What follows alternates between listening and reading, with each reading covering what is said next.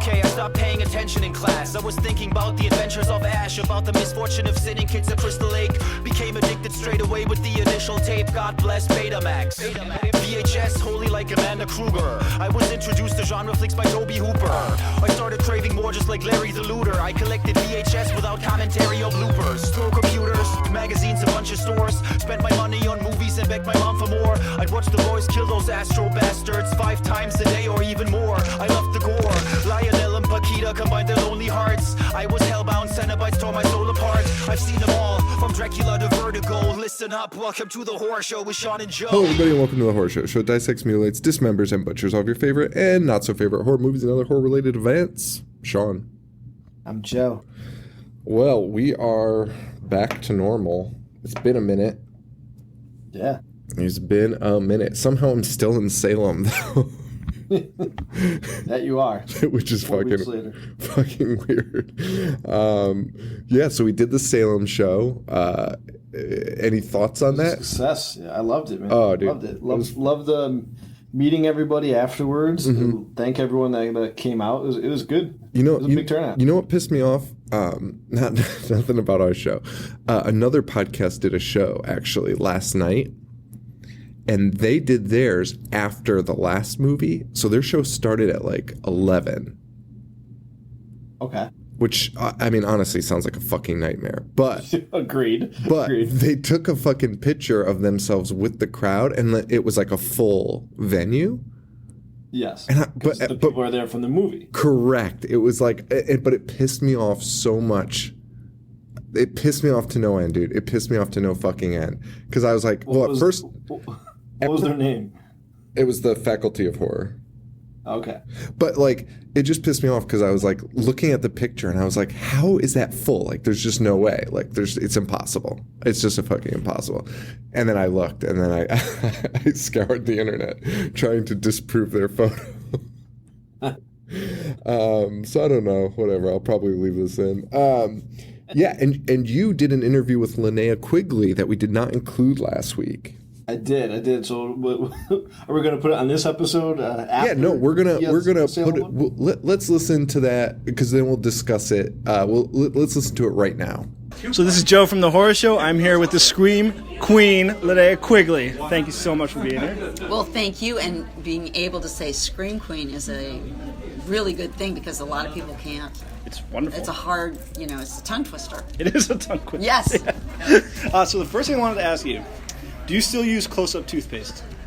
Well, sometimes. It's hard to find, but at the dollar store you can find tons of close-up toothpaste because it makes your breath so fresh.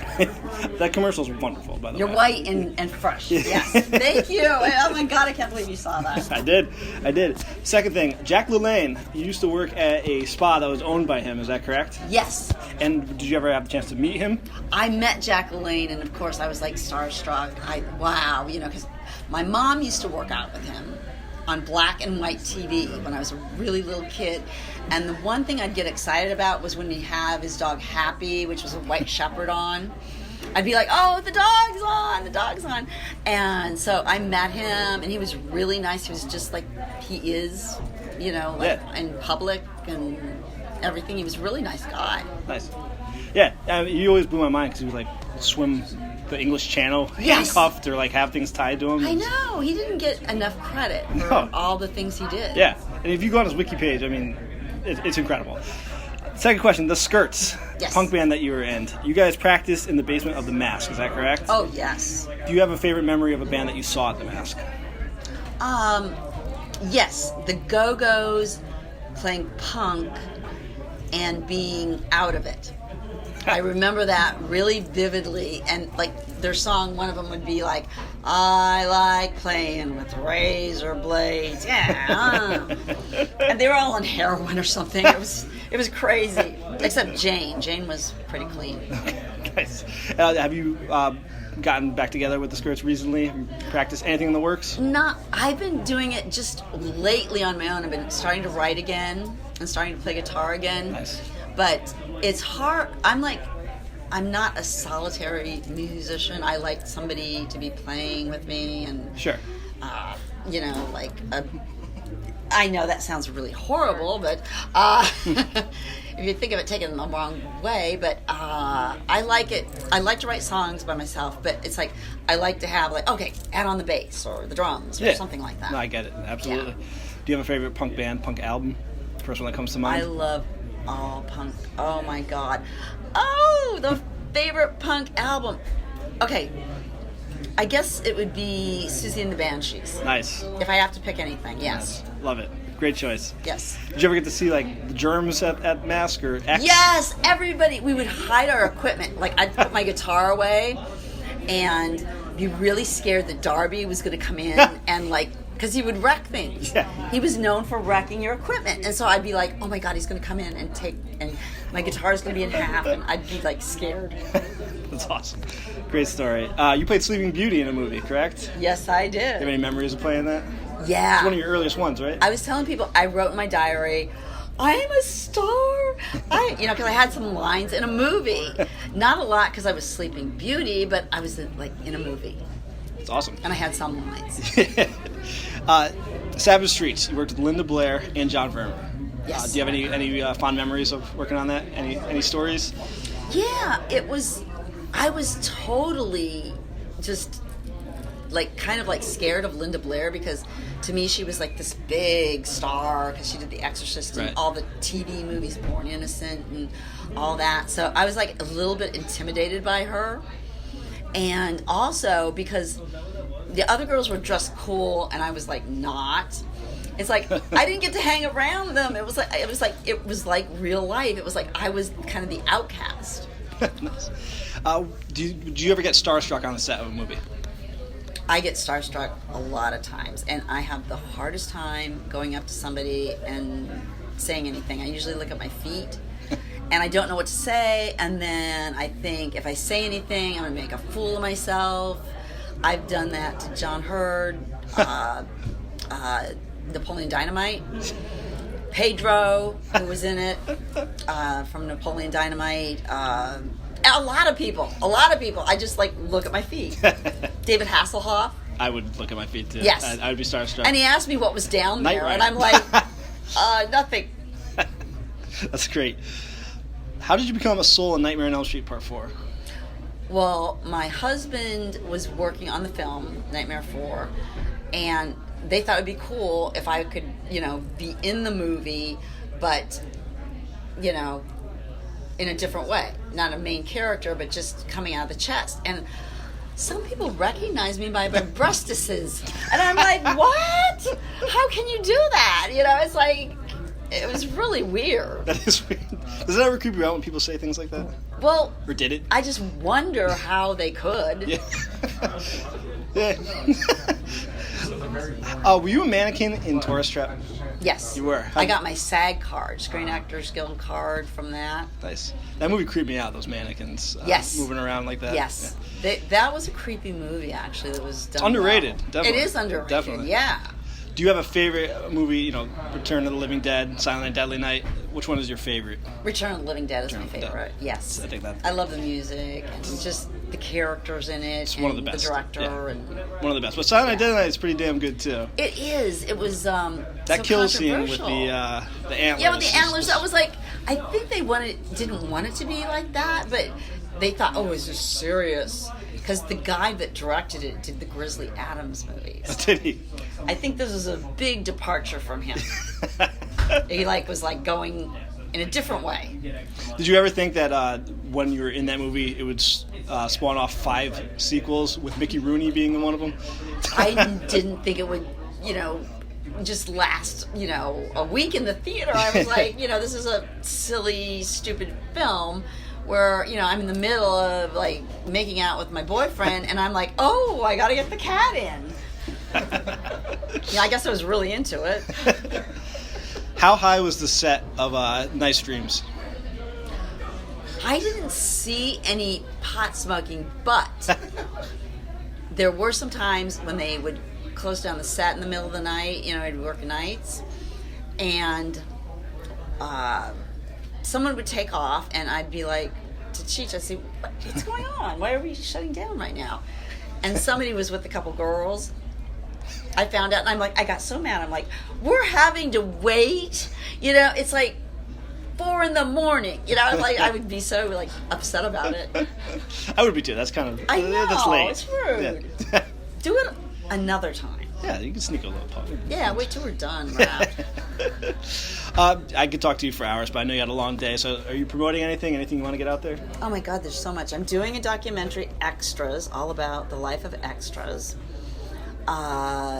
Phantasm magazine just came out. There's a limited edition cover that I think there's only 100 of or something like that. And there are pictures that nobody's really seen before of me, and I bear it all.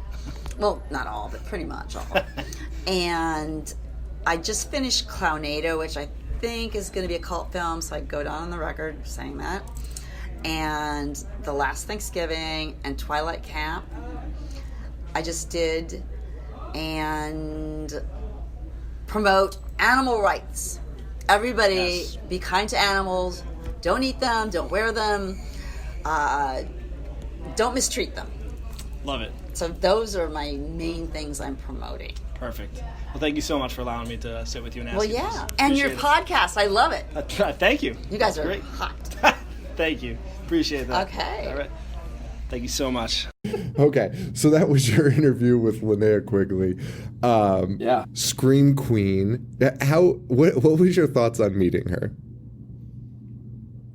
Like, honestly, 12-year-old Joe, 13-year-old Joe, like, would not believe it. And it's very odd and uncomfortable because it's like, I've been aroused to you so many times. But, you know, I tried to keep my cool.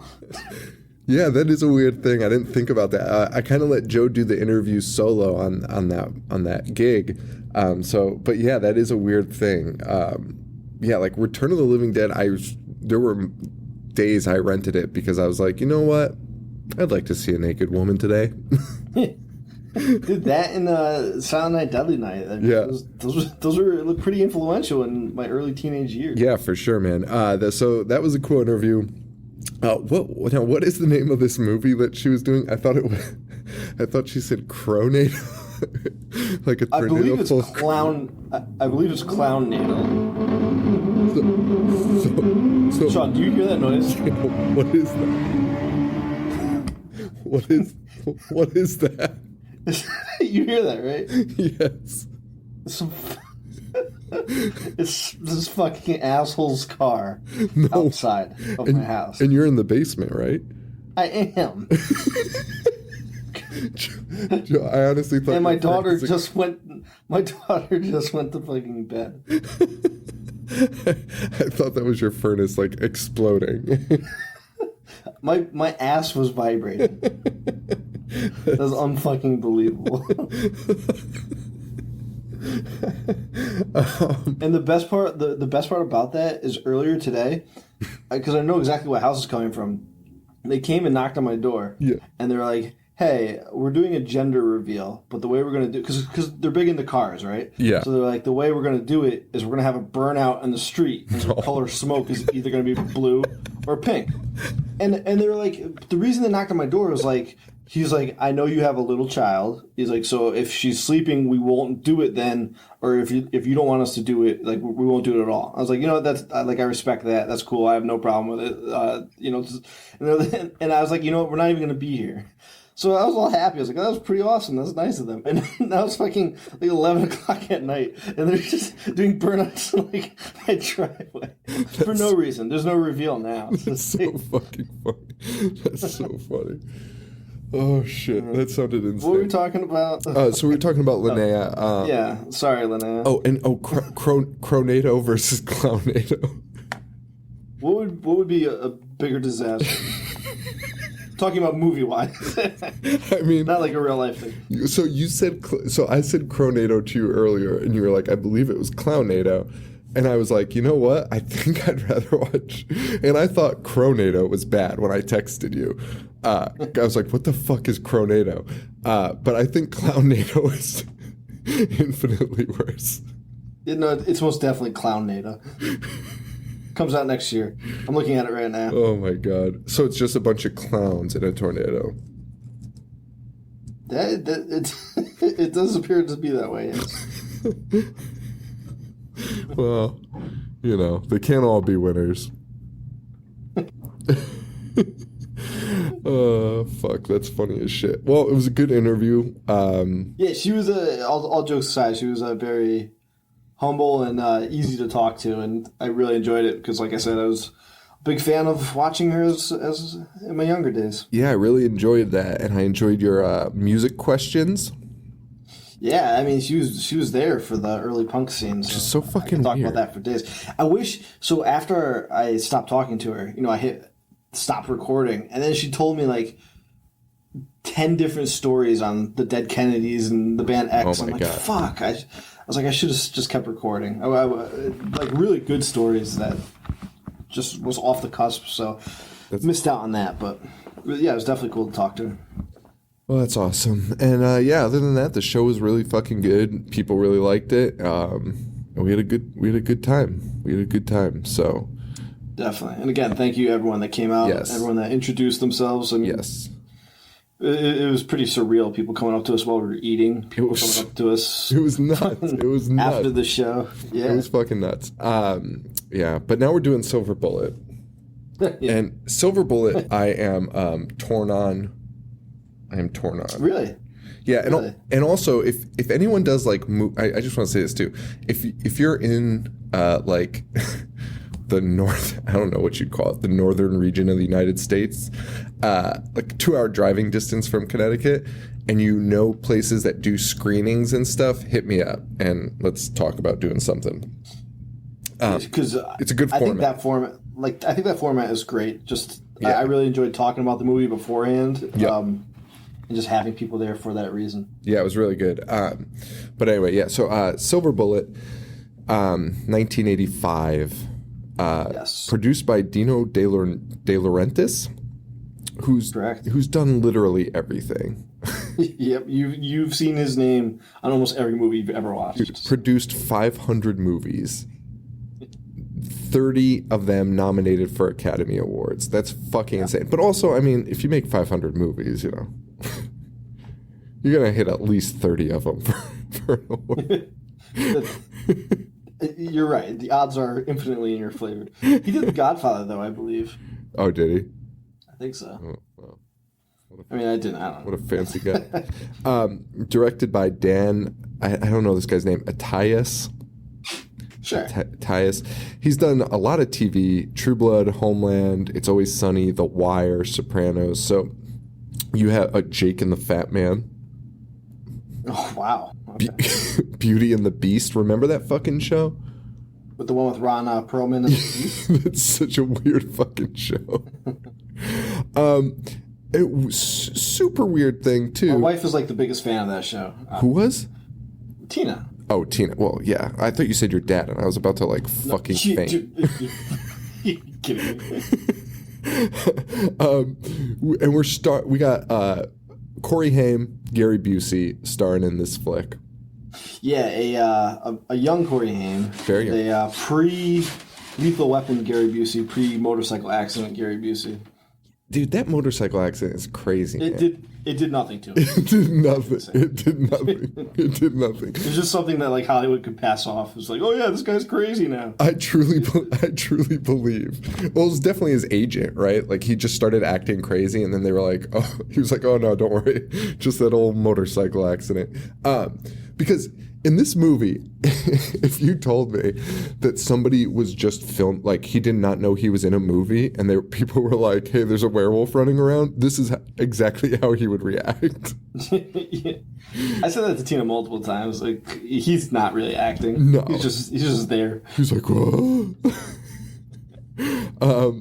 And I also want to say this: Sophia Wheeler, a fan of the show, messaged me because I had posted that we were watching this, and she told me that Corey Haim tried to sell his jacket from this movie for 16 grand.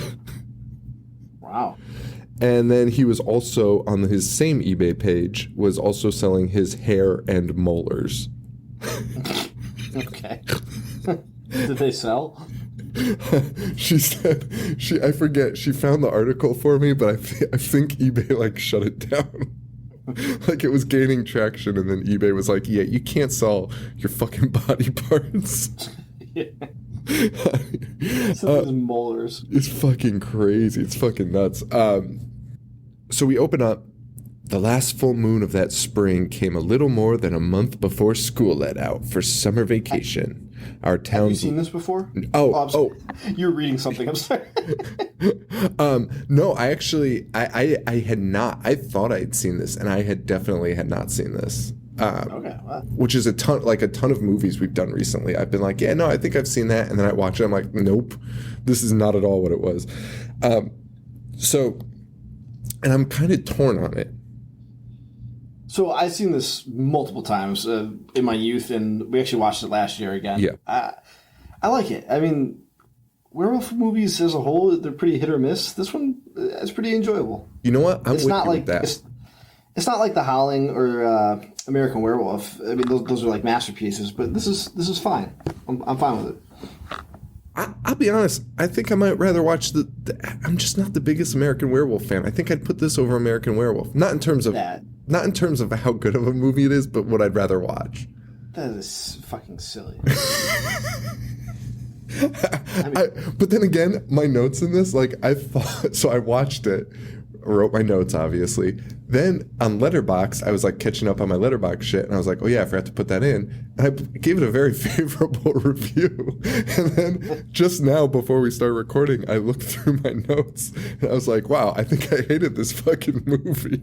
Like, there's just things that I wrote on here that like are just very harsh, and I don't know.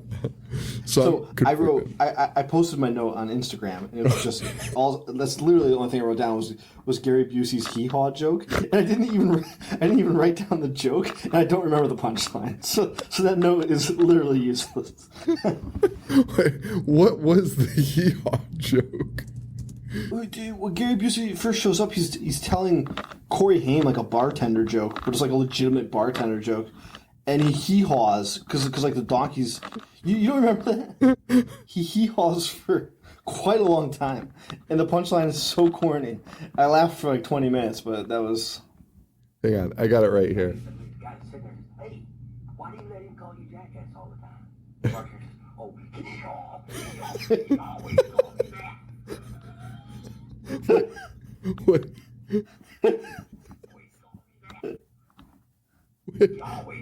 The punchline is after he screams, he always called me that. He always calls me that. Well, that's a good joke. So at the end of that thing I was reading, it says our town's long nightmare began that night. This girl narrates this film for way too long. It was like an audiobook. It was brutal. And I believe this is an issue just with Stephen King movies in general, because they're all like 30,000 pages long. And I mean, I don't know for a fact if Silver Bullet is, or if it was like a short story or whatever. But based on what she was reading, it sounded like she was reading from the book. You know what I mean? Yeah, I've never read this one. It's based on the book Cycle of the Werewolf. It's one of the Kings I haven't read. I'd be very curious. I'd love to know if these words are exactly word for word, because it seems like the opening to a Stephen King story, like 100%. I mean, it is a Stephen King story, so it is true. And we open up to spring 1976. And what Stephen King book doesn't start off with an old drunk? Also true. And this old drunk is shoveling the railroad, and right out of the gate, werewolf shows up and fucking gorilla slaps his head off. Yeah. Just fucking pops that head right off. And that's the thing, like this movie, it doesn't really hold back on the kills. No, not at all. You think with a young Corey Haim it'd kind of be, Stand By Me-ish or whatever. Yeah. But no, it doesn't hold back. No, it's fucking good, man. So werewolf knocks off his head. This town is very resilient to the idea of like despite all the gruesome murders, like, it's very odd what the town's mentality is on all of this. Now, I'm not saying they should believe a werewolf theory, but I feel like at some point they should have shut the fucking town down because, like, come on, like, this shit is out of control. Also, how often do full moons happen? Once a month. Is that a fact? Yeah, Okay. I think so. Well, for some See reason the in this Google movie, search. like, I feel like it happens like every other day in this movie. No, it most definitely does. Okay. And most werewolf movies try to, like, they just let it ride. But, Yeah, they do. so we meet. A full moon occurs once every 29.5 days, so essentially once a month. All right. Well, the more you know. The more you know. So we meet the narrator, who is Josie. Is that her name? Janie. Janie's got a gun. Yes, Jane. Jane. And her brother Marty, who is played by Corey Haim. We're introduced to them. We're introduced to them in a weird scene where Marty's telling his friend to scare his sister. He's like, use a snake to scare my sister. And he does. And then she gets super upset because she gets scared and falls in mud. And Marty... Biggest mud pile ever. Biggest mud pile ever. And Marty looks at him and is like, what the hell is wrong with you? Like, are you fucking kidding me? And, Marty is in a wheelchair, we should know. He is, yes. This is also a gas-powered wheelchair.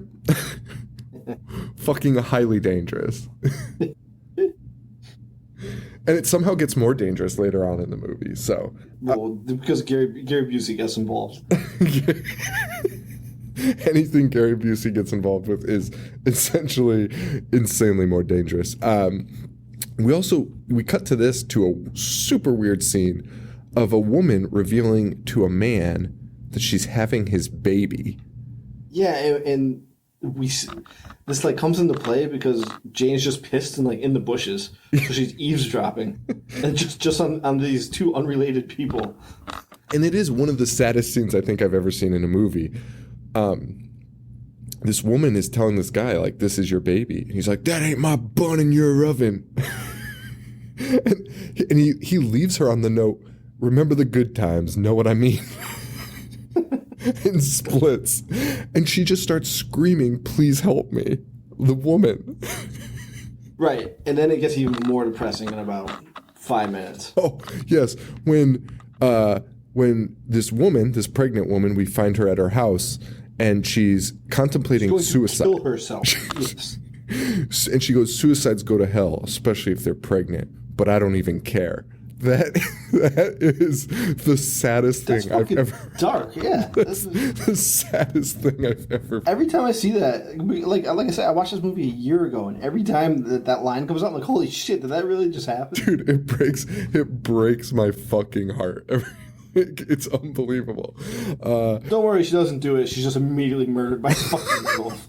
She is murdered by a werewolf who climbs up like the garden trellis. And this werewolf is, like, you don't see it yet. You just kind of see these, like, it's POV, killer POV. Right. And except you see these weird little, like, monkey paws are as its hands climbing up the trellis. And I just thought that was so funny. Like, the little wolf paws fit in the little tiny garden trellis holes. But yeah, this werewolf climbs up there and just slaughters this fucking girl. Like, just destroys her. This fucking pregnant girl. It's a fucking bloodbath. And depressing. Equal parts depressing and a bloodbath. Yeah, and then the mom comes in and it's like, oh my god. Yeah, the whole thing is heartbreaking. That might be the most heartbreaking scene in movie history. Dude, fucking Meemaw comes up with a gun.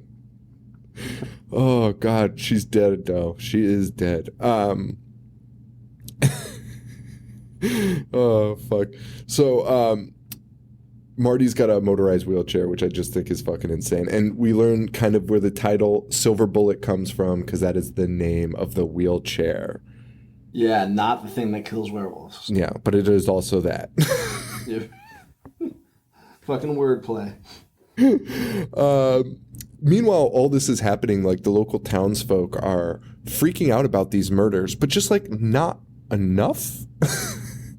They're just kind of concerned. They're like, man, if people keep dying, this is going to be a tough week. Like, that's what we're at right now. And then we are introduced to Gary Busey, who plays drunk Uncle Red, who is very similar to Tom Hanks's character in my favorite television show, Family Ties. Remember we did that episode? We did. Drunk Uncle Ned was his name, not Red. Do you still have that? Yeah. No, we should release that. This should be a Patreon app. We should just put it up as this episode. Dude, please do that in the future. Like, if I can't record or you can't record or something, we don't have an episode, just put one of those up. And we'll be like, what the fuck? What the fuck is this? And Uncle Red is really pushing. He's like little Marty's.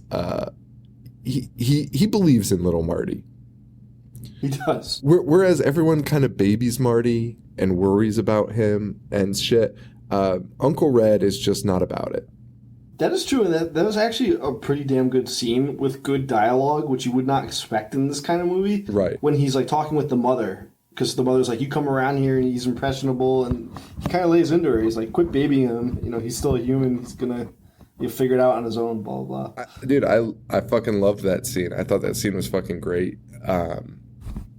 It was good. It was good. It was also weird when I was looking at reviews for this movie. People were like, really saying that this was a pro-disabilities film, which I mean, I'm laughing, but I just mean it like that's just a weird thing to say.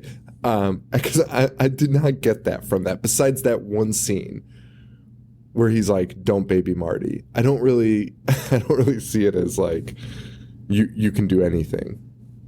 Well, I mean, especially for the time, how many movies had a protagonist that was disabled? You know what? You're fucking right. You're fucking right. When you put it that way, when you point out the very obvious thing that everyone else is thinking about. The main thing. It's literally the only thing. Well, people in this town do not like Marty, including Marty's got this like little girlfriend, and he walks her to her house, and the dad comes outside and is like, "Get fucking lost." And as Marty's driving away, he says something along the line. He's like, "Yeah, all the cripples, they use up all the welfare." It's like, oh, that's sweet. That's sweet. But good news is he gets destroyed by a werewolf. He does. Like, again, this werewolf, the gore in this, like, I think you said it earlier, the gore in this is actually really good.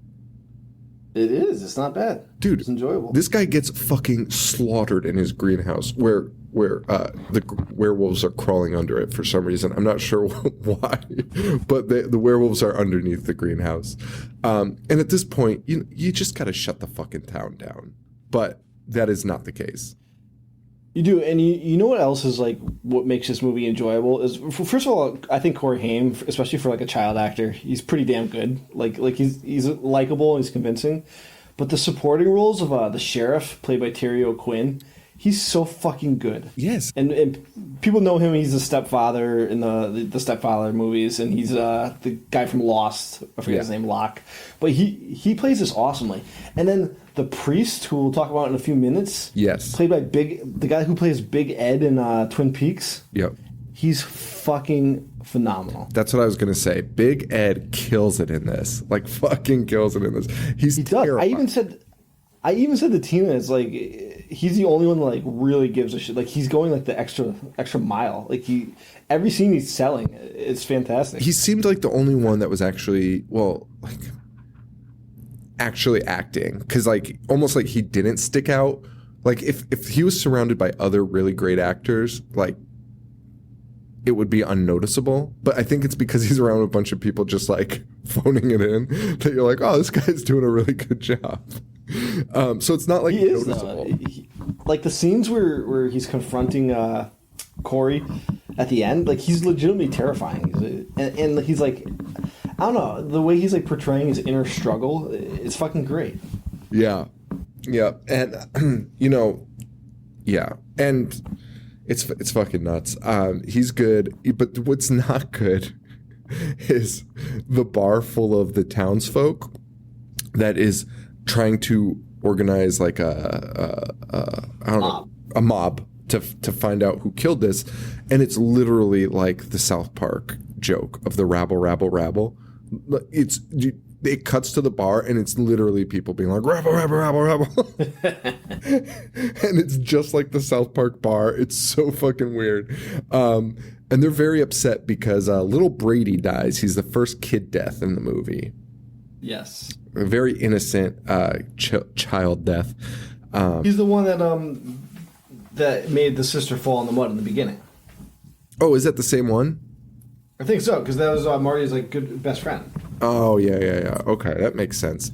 And again, another heartbreaking scene because the sheriff finds a bloody kite. Fuck yeah, dude. And then the dad shows up because he's like, I can't find my son, and he sees the kite and just like loses his shit. Dude, it's so fucking crazy. It's so fucking good. And yeah, so the entire town wants to become vigilantes and kill this person, which I thought was fucking weird because it's like the smallest town in the world. Wouldn't you just assume it was one of your own? You'd think so. Yeah. Or you'd assume you could easily figure it out. Yeah. Meanwhile, while this is going on, Marty is telling everyone he can that it's a werewolf. Which, yeah, it's insane. And Uncle Red is just like, hey, man, there's no such thing as werewolves, but people start acting really crazy when the moon's full, which... Like, hey man, if somebody's killing people because the moon's full, I would probably just classify them as a werewolf. Like, so there are people that think that's true. So you're just going with the whole werewolf? Yeah, it's just a werewolf. I mean, I don't think you'd murder people. Like, I believe people act weird when the moon's full, but like, to go out and slaughter people is just a lot. It's a lot. So then the vigilantes, they finally went out. Because the sheriff is doing everything in his power to just fucking tell everyone to cool the fuck out. He is, but he has this big oaf of a oh my deputy. God, yeah. All he does is start bar fights. That might be his job description. I think when you're and like, it's funny because he doesn't like go out of his way. It's just his presence just makes people angry. It's so true. He pisses everyone off, like literally everyone off. Like, isn't one guy like, make me your deputy? And the sheriff's like, well, this guy is the deputy. Like, they just ignore this idiot. It's so fucking funny. But they win, and they go out walking through the foggiest forest of all time, trying to find this guy who's killing people. And my favorite scene in this movie is when an adult female asks an adult male, two adults, if he's going to make lemonade in his pants. And it just is like really alarming for adults to be saying to each other. Like, making lemonade. Like, I haven't heard somebody refer to piss as lemonade in fucking decades, probably. I haven't heard anybody refer to that ever. Make lemonade in his pants. I don't know why that shit makes me laugh so hard. It's funny as hell. It's ridiculous. So they're walking through the woods, and guess what? The werewolf's there, and the werewolf's picked up a new move since his last murder, because now he's swinging a baseball bat around. To be fair, he steals it from one of the people. Yeah, what it has Peacemaker written on it. And the werewolf kills these guys, then takes the bat and literally just starts bludgeoning people. I'm all for more werewolves with weapons. Arm werewolves. I like it. It's fucking great. Well, you know what? That's the difference between like the bullshit werewolves that just like people turn into wolves, and then like a wolf man. I want more of a wolf man who like will use something to his advantage, like a bat. Yeah, I'm with it. Why not? Oh man, this is fucking great. So we cut to I guess it doesn't even matter, but we cut to a dream. I don't even, whose dream is it? Do you even remember? Is it Marty's dream? It doesn't matter. But we see the Reverend preaching. Oh wait, no, I think it's the Reverend's. It's the Reverend's dream. Yeah, which is weird, because then everyone starts becoming werewolves. See, that's what's good. It throws you off the scent here. So the Reverend's preaching in this dream, and the dead kid's dad comes in and says, "There's no comfort, only private justice." And then everyone starts becoming werewolves, and it's just this fucking wild dream. And then the preacher wakes up. One of them is hitting the organ like such a fucking maniac. Dude, I had that in my notes, but I was like, do I even bother saying it? He's playing the piano like a fucking, like it's insane. It's fucking insane. I should probably, when we release this episode, I should probably make a fucking meme of that fucking guy playing the piano. Dude, I mean, because that guy's clearly just an extra, and he probably had like a stern talking to afterwards. Like, what are you going to break our equipment? What are you doing? This is a church's organ. Like, please leave it alone. This is borrowed property. You have a non-speaking role. What the fuck is wrong with you? Oh my god, that is so fucking funny.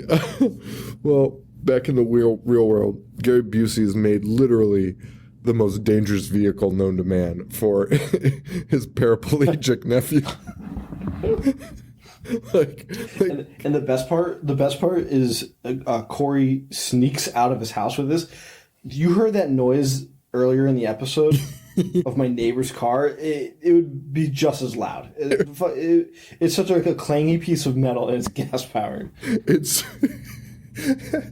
insane. It is a rocket ship. He's driving a rocket ship. And also, I love this because Gary Busey's like, all right, now go on, play with those fireworks out in the woods. Like, people are getting picked off and torn to shreds. And Gary Busey's like, hey, little paraplegic nephew, why don't you play in the dark, creepy woods? And I've never seen woods so foggy in my life. So Marty does go out there to play with fireworks. And for some reason, the werewolf is there. But also for some reason, the werewolf is like taking his sweet ass time with this kid. Unlike the other people who he just like slaughters instantly. Yeah, I don't know why, because he's already killed the kid, so it's not like the moral issue. And no. Like this kid eventually gets dirt on him, so he would want him gone like immediately. Oh yeah, and this he just like talks to him over and over again. And also a key scene here in a non-Italian film, we get somebody who gets their fucking eyeball shot in with a bottle rocket. Yes, and fucking great scene, but you know, this should clear up if the werewolf is real. Marty's saying now the werewolf will have the human will have one eye. Correct. And we get a montage of Marty telling Janie about the werewolf. So she starts going around town asking for bottles and cans for the church donation. And it's actually like a pretty cool scene because she's literally just staring people in their eyes, and literally every person she walks into is like, why are you looking at me? They all look so annoyed that this girl is staring at them. It's so good. Like, literally every single character is like, is there anything else you need? Like, what? Why are you just looking at my face? There's one scene where she goes into a parlor and she's like, hey, do you guys have any more bottles? And it just like slow pans to each and every single person's face. And they are all so fucking annoyed. They're so pissed at her. They're so fucking mad at her. And finally she kind of like gives up. She's like, whatever, I'm just going to bring the bottles and cans to the church, drop them off. And we see the Reverend. He turns his head. And this is a great scene because she shows up and he's like gardening, so we can see his face. Yes. Like the audience it's revealed to the audience that he is wearing an eye patch. Yep. She's talking to him, you know, la-di-da-di. She's not aware, and it goes on for a while. And when she puts the bottles down, she sees the broken baseball bat, and then realizes like she sees him. He's wearing an eye patch. Yeah, and I feel like that element isn't done a lot in a lot of the current movies I've seen. Like, I feel like they always want the reveal to be done to both parties at the same time. There was a lot more suspense in this scene. It's true, because you know, and you're like, fuck, when is she going to find out? Right, Like, and it's done well. Yeah, and she corners herself in a garage, and we know that this guy's a fucking werewolf maniac. Exactly. And you're like, oh, it's done. shit. It's well done. Yeah, it's super well done. And as she's dumping the cans in to this garage, she finds the Peacemaker, which I guess she knew. I don't know how she knew. She knew. Well, I mean, it's a small town. I have a feeling that guy brings that everywhere. That guy definitely talks about the Peacemaker everywhere he goes. Probably pulls it out at every chance he can get. Yep, and the Reverend corners her and is like, Yep. "Can I help you with something?" And she's just like, "No." She runs away. And we get a really classic, especially for the 80s, brother and sister versus the world kind of moment. No one believes them. They believe in the werewolf together now, and they don't know what to do because no one will believe them. So they write So they write him letters. They cyberbully the priest, but before cyberbully, they write this priest a note that tells him to go kill himself. The priest doesn't like that, though. He's really unhappy about this note. So unhappy that he follows Marty home and tries to fucking kill him. This scene is so extreme. He's trying to run him over. He's in his car, and like, props to the stunt people, because this like looks very real. I would be willing to put money on the fact that somebody was definitely really hurt in the making of this scene. Dude, He's driving like a maniac, and like Corey is like just getting out of the way, and the car is just missing, and like he's taking the time to like back up and line it up again. It's ridiculous. Dude, it is a wheelchair versus a car at the end of the day. Like, there's no way no one got hurt on this set. Like, it's fucking crazy. It's fucking nuts. And I also love it because Corey gets away somehow, miraculously. Yeah, that's the more insane part, but yeah. But later on, the priest confronts him in a different setting, which we'll go into more detail. But the priest is like, "I would never like try to hurt you. You just tried to run him over multiple times." Yes, yeah, it's really fucking weird. Actually, that's the next scene, isn't it? Like, when he's in the shed. Yeah. So he crashes into the shed, and that's when the priest is like, "Listen, I won't kill myself because that's a fucking sin." Which I think is the funniest, most realistic thing I've ever heard about. Like, dude, Larry Talbot in like the original Wolfman is so like fucking torn about like living his life, and it's just like a brutal portrayal of like, I hate myself for being the Wolfman, and this guy's like, listen, I get it, but it's a sin. I'm not gonna do it. Like, I'm not fucking, like, as if God would take in a werewolf. Like, Heaven's filled with fucking lycanthropes. As long as they didn't kill themselves. Dude, they just fucking kill people. All right, anyway. Marty, Which is an actual commandment. Right. And which is also weird because he is kind of saying, he mentions it, I think it is in this scene where he starts talking about, he mentions the pregnant girl and he's like, she got pregnant out of wedlock. And that she was going to kill herself, so he prevented a sin from happening or something. Like, it was insane, though. It was fucking insane. Marty, luckily, though. What? He has his kid dead to rights. And also, keep in mind, he's a fucking werewolf in a very small town. So all the talking is unnecessary. And then the kid just starts calling for this fat-ass farmer. And the werewolf's like, oh, God, I better get out of here. Like, just dispose of them both and nobody would ever know. You're millions of miles away from everybody else. It's so true. Oh, fuck, that's funny. And then also, like, they finally, they go to Uncle Red and they're like, hey, man, the preacher tried to run us over. I think they go to Uncle Red first, and Uncle Red's like, no, No, like Yeah. you guys are like, and then finally he looks at the the wheelchair, which is like totally scratched up, and is like, oh my God, we should probably tell the police. So they go to the police, and the police have the same react. Like, they're not telling them that he's a werewolf. They're like, hey, the preacher just tried to run me over. And the cop is straight up like, what are you, an asshole? Like, don't be an idiot. But then sees the scratch, like, he's like, fine, we'll investigate it. And then sees the scratches on the Reverend's car and is like, oh my God. It can't be. And then the Reverend turns into a werewolf, like, right fucking there. And once again, bludgeons him to death with the fucking peacemaker. Dude, brains him with that bat. Again, I know we keep talking about the kills and stuff, Mm-hmm. but like the first blow with the bat was a great special effect because it made such a thick, sickening thud, and you're like, oh my It was God. fucking gross, dude. It was so fucking gross.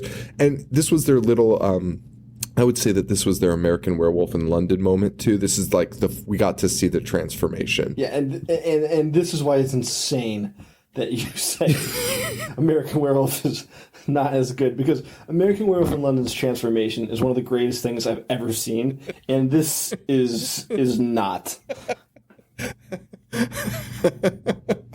Well, I mean, you know, who's to say? Who can say? Yes. Who can really say? So while all this is happening, Marty has somehow, like, Gary Busey does not believe in the werewolf up until the very end. Like, Yeah, that's never sees him. Yeah. never believes in it. However, does decide to make silver bullets just in case. Just in case. But As not you even, should. not even multiple. He makes one because Marty gives him a silver necklace. And Gary Busey's like, even if you were like, okay, I'm going to make one bullet, you know what? Make 6. Like, just Yeah, fill the chamber. call it a day. Yeah. He makes one silver bullet. And luckily there was a gunsmith in town that also specialized in werewolves. He's like, oh yes, this will kill a werewolf for sure. Well, the full moon comes back because it's every night. And Uncle Red and the kids are hanging out together. And did you know this was Halloween? No. Like, it takes place on Halloween night. Oh, that's weird, because that would be terrifying to have children roaming the streets. It would. I wish they like played more into it. Or Yeah, that would be fucking... made it more obvious. There's nothing going on. Besides that the kids are up late, and then finally Uncle Red's like, listen, guys, it's time to go to fucking bed. Like, you guys are so full of shit. You tricked me again. Like, haha, like Uncle Red's an idiot. And then the werewolf gets caught peeping through the windows. And honestly, that scene is probably the most terrifying one in the movie. Like, I kind of jump every time. It catches me off guard. Oh my God, that's so funny. I mean, I didn't mind the scene, but it is funny that he's just like peeping through the windows. And then the girl's like, oh my God, I just saw him outside. Which, of course, Red doesn't believe him. Then the werewolf cuts the power. And Gary Busey's like, shut up, it's just the fuse. But then, through the mirror, finally sees the werewolf come in behind him. And then Red loses. Also, yeah, because the bullet is in the gun, and Yeah. Red's like, you guys are full of shit. But and takes the bullet out, which is ridiculous because things are literally starting to go wrong. Yes. And that's when he decides to not believe them. Yeah, Take he's like, the you know bullet. what? Just to show you how big of an asshole you are, I'm going to take this bullet out. Yeah. And he's attacked by the werewolf, and it gets knocked out of his hands. Yeah, into a fucking, like, air conditioning vent. This is a fucking nightmare. And the werewolf comes in and just starts fucking everybody up. He throws whoever played Gary Busey's stuntman through like a grandfather clock at such like ferocious speeds. It's fucking wonderful. Marty manages to get the bullet though out of the air vent and shoots the werewolf in his other eye. And then the werewolf slowly turns back into their priest. And Yeah. And then it just kind of, I did think that it had a little bit of a weird ending here where Marty goes, "I love you, Janie." And she goes, "I love you too." And then she goes, "I wasn't able to say that, but I can say it now. I love you too, Marty. Good night." Yeah, and that's the narrator saying that. Yes, like a narrator saying that. And that, which makes me think that it was read like straight from a Stephen King book. Like that sounds so fucking weird. That sounds like a fucking book. But that's how they end it, man. And that's the end. yeah, it is. So good for that. I like it, man. I think it's a fun little flick. I definitely recommend it. I like it. I liked it a lot more like a couple days later. My notes were very negative towards it. Wow. So yeah, I don't know why, man. There's no reason. I'm just a dickhead, man. I was just being a jerk.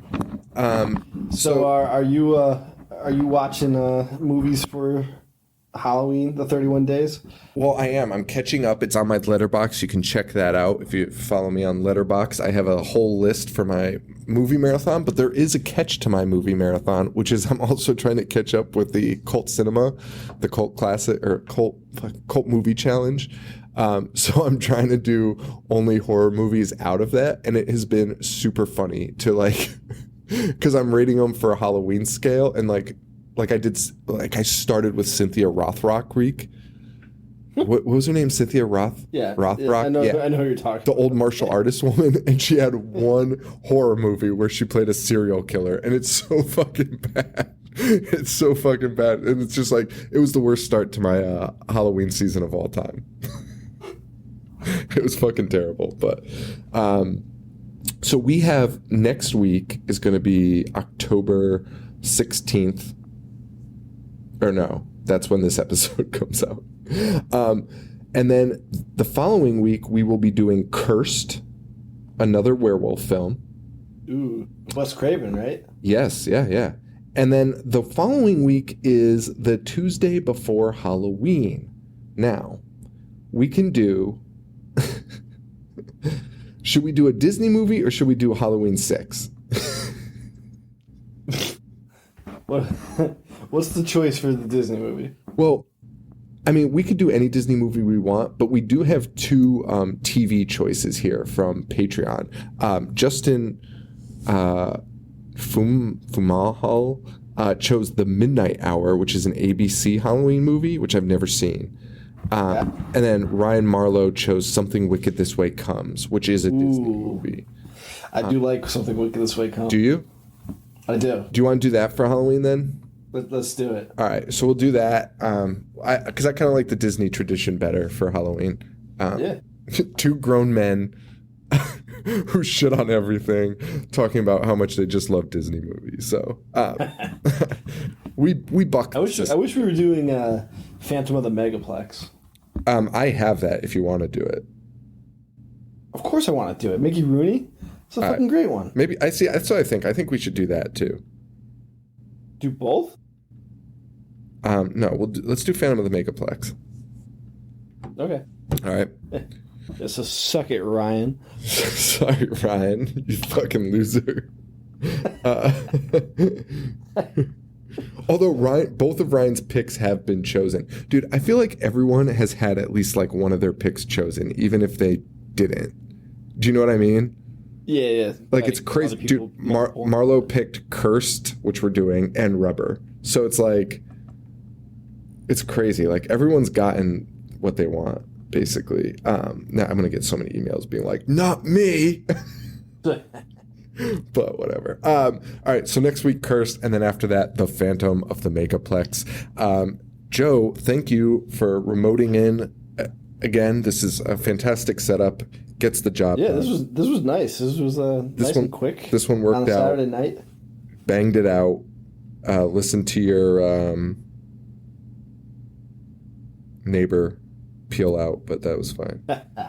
Yo, I gotta ask: have you ever seen Happy Birthday to Me? No. Have you ever seen Madman? Dude, I was literally going to watch it last night because it's coming up for one of my challenge movies. Which one? Madman. Dude, so I watched both of those today. First time viewings for Halloween. I'm trying to get in things like I haven't seen before. Yep. Holy shit, man. Happy A+. Birthday to Me is the guy that gets the shish kebab through the throat in the cover, right? Yeah. Okay. And it's funny you say that because I'm not even sure that happens, but whatever. That movie's fucking insane. Insane. That movie has more red herrings and twists. I loved it. Even Tina was like, wow, those were good. And Madman, I mean, I'm not going to call it a good movie, but I enjoyed every second of watching it. Really? Dude, 85% Yeah, of people like it on Google. Really? Yeah, but Google, like, who uses Google to rate their movies? Like... Oh, assholes. People that like Madman. Yeah. But Madman is the only Blu-ray that I own. Because we went to that Connecticut Horror Fest, like the original crew had reunited and nobody was going over and talking to him.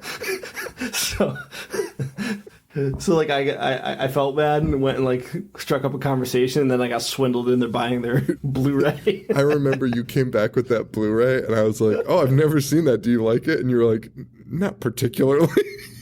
I think you were like, "I mean, it's all right." No, I hadn't even seen it when I. Oh, maybe that's what you said. Oh, maybe that's what was even funnier about it then, because you were like, Yeah, no, they swindled me into it. Because I know Like, Joe oh, would you not guys buy. did this, huh? Yeah, Joe would not buy a Blu-ray blindly. Anyway, all right, so that's it. We're done. It's the worst I've been swindled since some guy forced me in the streets of Waterbury to buy a burned DVD copy of Fast and Furious Tokyo Drift. Yeah, but your life was on the line with that one. Well, that's true. So we'll save that for another time. All right, that's it for this episode. We should do like a show recapping, maybe for Patreon, recapping our Halloween shit. Sometime during the week or something, we can do it. Yeah, let me know because it's easy to set up like this. Yeah, for sure. So yeah, let's do something like that soon for Patreon. And that's it. Though. I would love to briefly talk about those movies. Yeah, dude, like that. It's kind of fun to just like bang through like 5 movies at once, like that you just watched or something. Like it's cool to do that shit. Yeah, let's do it. All right. All right. So that's it, everyone. Rate, review, subscribe on iTunes. If you do, send me an email, Sean@IHateHorror.com, and I'll send you some stickers. We're on Instagram. We've also ditched Snapchat at this point. So you can find me on Instagram at IHateHorror, and we're at Facebook.com/IHateHorror. Joe, you're at Instagram? Yeah. Boognish 1985. Yeah.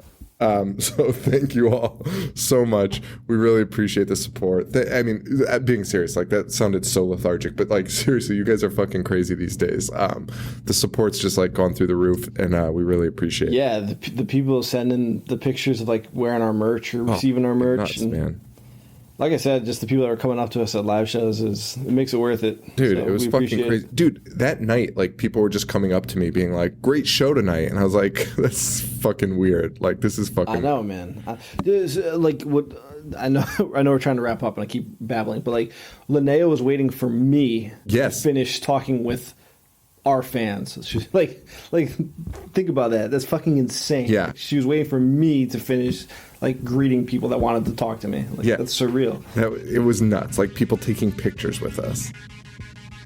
Yeah. That fucking blew my mind. All right. So that's it, guys. Thank you all so much for the support. And for Joe, this is Sean. Stay weird. Thank you. Adios. Dissect movies all fucking day. Wanna play? I'm gonna watch what I'm not supposed to watch. Dismember. A fucking zombie getting sliced and diced. A monster. Mutilate. And butcher. That's it, guys.